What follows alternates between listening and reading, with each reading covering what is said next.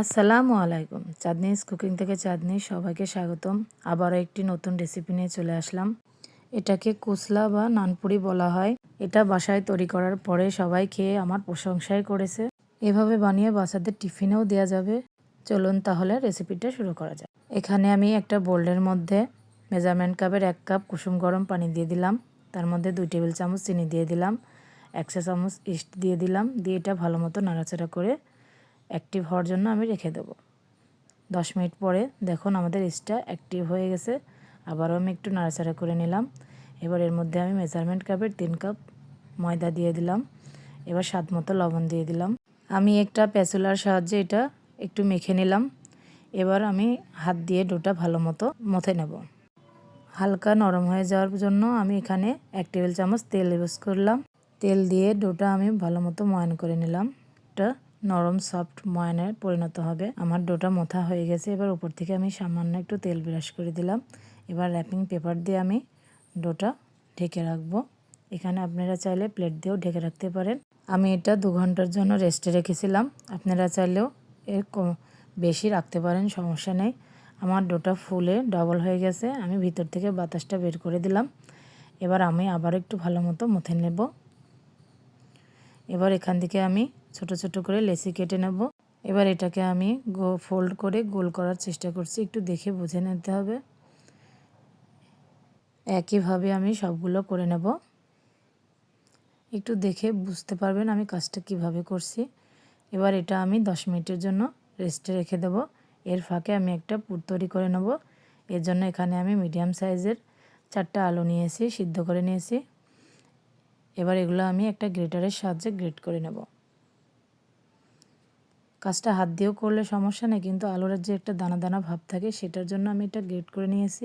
এবার এর মধ্যে আমি 1/2 চা চামচ বিট লবণ, 1/2 চা চামচ লবণ, 1/2 কাপ পেঁয়াজ কুচি, পেঁয়াজটা আমি কুচি করে নিয়েছি, 2টা কাঁচামরিচ কুচি, 1/2 চা চামচ লাল মরিচের গুঁড়া, 1/2 চা চামচ আদা বাটা, 1/2 চা চামচ গোলমরিচের গুঁড়া আর ধনেপাতা দিয়ে আমি এটা ভালো মতো হাত দিয়ে মেখে নেব।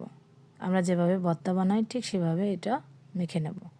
আমার মাখানো হয়ে গেছে। এবার চলে আসলাম 10 মিনিট পরে। ডোটা একটু ফুলে গেছে। এবার ওখান থেকে আমি একটা ডো নিয়ে হাতে গোল বাটি শেপ দেওয়ার চেষ্টা করছি। এবার এর মধ্যে আমি যে পুরটা রেডি করেছিলাম সেটা দিয়ে দেব। দিয়ে ভালো মতো মুখটা আমি সিল করে দেব। একটু দেখে বুঝতে পারবেন আমি কিভাবে মুখটা সিল করে দিলাম। দিয়ে আবার একটু গোল করে নিয়ে চপিং বোর্ডের উপর আমি সামান্য একটু ময়দা ছড়িয়ে দিলাম। ডোটা রেখে আমি একটা বেলুনের সাহায্যে একটা লম্বা শেপ করে একটা রুটি বেলে নেব। এবার রুটিটা লম্বা আকারে বেলে নেওয়া হয়ে গেছে। এবার উপর থেকে কালো তিল, কিছুটা সাদা তিল দিয়ে দিলাম।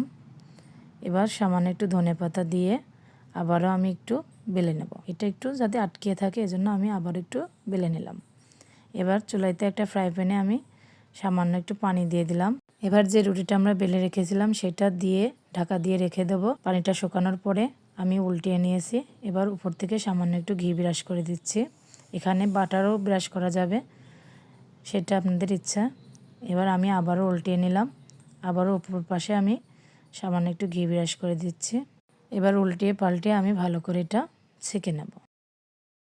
এবার উঠিয়ে নিলাম। আমি আর একটাও বানিয়ে দেখাচ্ছি। ভিডিওটা লক্ষ্য করলে বুঝতে পারবেন কাজটা আমি কিভাবে করছি। একইভাবে আমি এগুলো বানিয়ে নিলাম। এই আলুর কুচলাটা খেতে ভীষণ মজাদার ও দুর্দান্ত হয়েছিল। আমার রেসিপিটা ফলো করে হুবহু একবার হলেও বাসায় ট্রাই করে দেখবেন। সবাই খেয়ে আপনার প্রশংসা করবে। এভাবে বানিয়ে আপনারা বাচ্চাদের টিফিনেও দিতে পারেন। বাচ্চারা খুশি হয়ে যাবে এবং মজা করে খাবে এবং দেখতেও দুর্দান্ত লোভনীয় দেখা যাচ্ছে।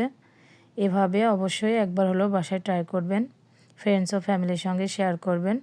যদি আমার ভিডিওটা ভালো লাগে লাইক কমেন্ট শেয়ার করবেন। আর যদি ইউটিউব থেকে দেখেন চ্যানেলটি সাবস্ক্রাইব করে দেবেন, পাশে থাকা বেল আইকনটি বাজিয়ে দিবেন। আমার জন্য দোয়া করবেন। আবারও দেখা হবে নতুন কোনো রেসিপি নিয়ে। সবাই সুস্থ থাকবেন, ভালো থাকবেন। আল্লাহ হাফেজ।